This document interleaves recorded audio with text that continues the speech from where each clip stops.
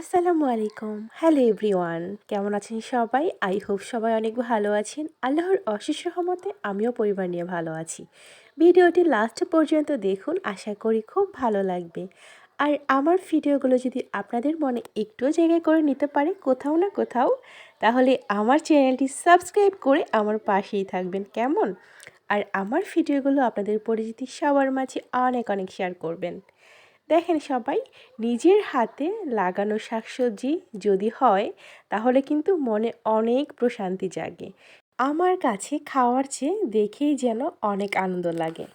আমি এখানে আমার ছাদ বাগানে লাউ গাছ লাগিয়েছিলাম, মাশাআল্লাহ ২টা লাউ ধরেছে। আরেকটা লাউ আছে, সেটা একটু ছোট, আর অনেকগুলোই ফুল করেছে। আর এখানে দেখতেছি আমার ছিমের টালে ছিম ধরেছে কিনা। মাশাআল্লাহ গাছটা অনেক ছড়িয়ে গিয়েছে, দেখেন সবাই, ওই পিলার পর্যন্ত ছড়িয়ে গেছে। যখন সিম ধরবে তখন পাড়াটা একটু টাফ হয়ে যায়, অনেক বড় বাঁশ দিয়ে তারপর পাড়তে হয়।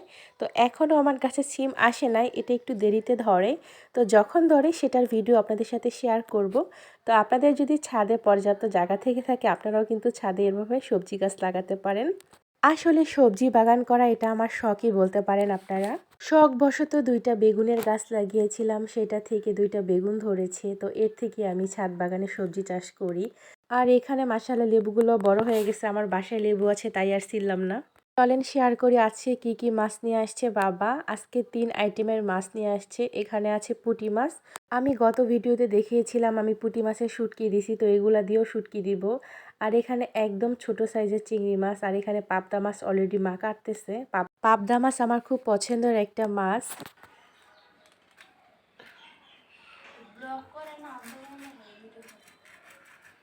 এখানে আমি মাছগুলো ভালো করে ক্লিন করে নিয়েছি, তারপর একটু লবণ দিয়ে দিলাম, হলুদের গুঁড়া, মরিচের গুঁড়া দিয়ে আমি ভালো করে মাছগুলো মেখে নিব। তো কিভাবে রান্নাটা করি সম্পূর্ণ ভিডিওটা আপনাদের সাথে শেয়ার করব। তো প্লিজ আমার ভিডিওটি যারা যারা দেখা শুরু করেছেন একটি লাইক দিয়ে ভিডিওটি দেখা কন্টিনিউ করুন, আশা করি খুব ভালো লাগবে। আপনাদের একটি কমেন্ট আমাকে ভিডিও বানাতে অনেক উৎসাহিত করে। তো কড়াইতে যখন মাছটা দিই তখন ভিডিওটা নিতে পারলাম না, কারণ কড়াইতে মাছ দেওয়ার সাথে সাথে প্রচণ্ড ছিটতেছিল। মাত্র কয়েকদিন আগে মানে গত সপ্তাহে এরকম তেল ছিটে আমার হাত পুরা লাল হয়ে গেছে। পরে দেখলাম আস্তে আস্তে হাতটা কালো হয়ে গেছে। তো এর জন্য খুব ভয় লাগতেছিল। তো এখন আবার ভিডিওটা অন করলাম, মাছ ভাজা দেখেন কমপ্লিট। তো পাবদা মাছ আবার অনেক ভাজলে ভালো লাগে না, পাবদা মাছ আমার কাছে হালকা ভাজলেই মনে হয় ভালো লাগে।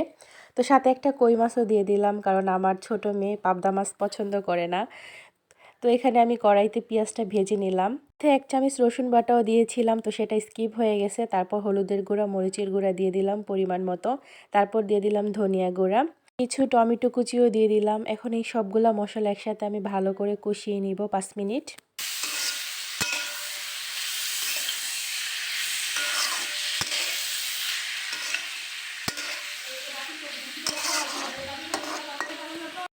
চলে আসলাম ৫ মিনিট পরে, আবারও একটু নেড়ে দিচ্ছি। মটরশুঁটি আমার ভীষণ পছন্দ, আমি সারা বছর ফ্রিজে ফ্রোজেন করে মটরশুঁটি রেখে দিই।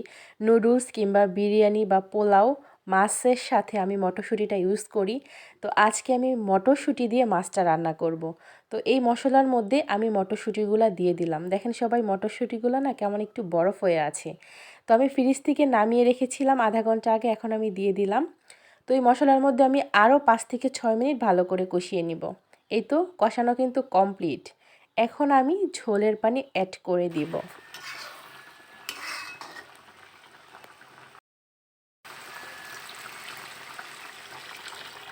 আপনাদের ভাইয়া তো আমার হাতে রান্না ছাড়া খাবেই না। তো আমি অসুস্থ থাকলেও আমার হেল্পিং হ্যান্ড যদি রান্না করে দেয়, সেই খাবার সে মুখেই তুলবে না। তো আমি যদি অসুস্থ থাকি, আপনাদের ভাইয়ের জন্য অনলি একটা আইটেম হলেও আমার রান্না করতে হয়। আচ্ছা আপুরা, আপনাদের হাজবেন্ডও কি আমার হাজবেন্ডের মতো এরকম করে? অবশ্যই কমেন্টের মাধ্যমে জানাবেন যদি কোনো ম্যারিড আপু আমার এই ভিডিওটি দেখে থাকেন। তো আমি ভেজে রাখা সবগুলা মাছ ঝোলের পানির উপরেই দিয়ে দিলাম, ঢেকে দিয়ে বলক তুলে নিব।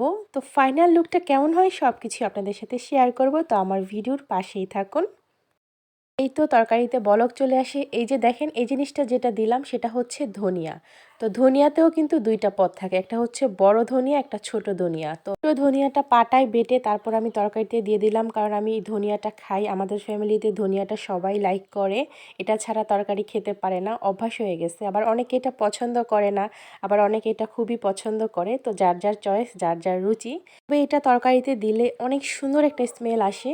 আমার মাছ রান্না করাটাও কিন্তু প্রায় কমপ্লিট। উপর দিয়ে ধনিয়া পাতা আর কাঁচামরিচ দিয়ে দিলাম। তো আমি আর ২ মিনিট জাল করে তারপর নামিয়ে নিব। তো ফাইনাল লুকটা কেমন হয় সেটা আপনাদের সাথে শেয়ার করব। তো দেখেন ভিডিওটা। টেনটেনা মাছ রান্না করার ফাইনাল লুক দেখেন সবাই কতটা লোভনীয় হয়েছে। মাশাআল্লাহ, খেতে অনেক মজা হয়েছিল। তো আজকের ব্লগ ভিডিওটা আপনাদের কেমন লেগেছে অবশ্যই কমেন্টের মাধ্যমে জানাবেন। সবাইকে আসসালামু আলাইকুম।